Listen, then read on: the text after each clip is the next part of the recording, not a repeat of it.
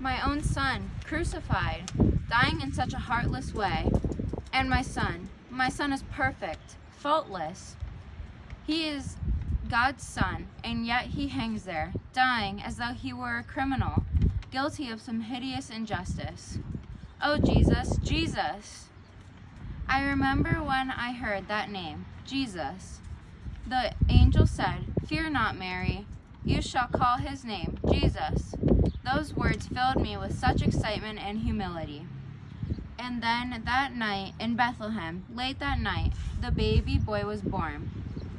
I was sure he was God's son because of the huge bright star that rose in the heavens to mark the place where he lay.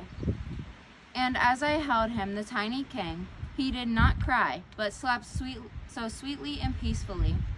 There was no doubt that my new son was God's son too. As a boy, he was so wise beyond his years and possessed such purpose.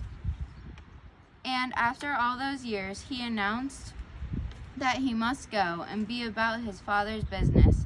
I did not really understand, but I knew that my son, Jesus, was very different, and I didn't beg him to stay. The stories of his preaching and teaching reached us in Nazareth. There was such an acclaim. He was truly Christ.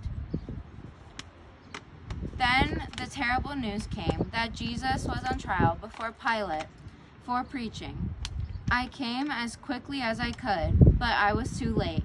The trial was finished and the sentence has been passed. I arrived just in time to see his cross lifted high and then jolted onto his resting place. I arrived in time to hear his anguish cry and to see his torn, broken, bleeding body. Oh, Jesus, why? Why do you allow mermen to treat you this way? Why don't you call for angels to come?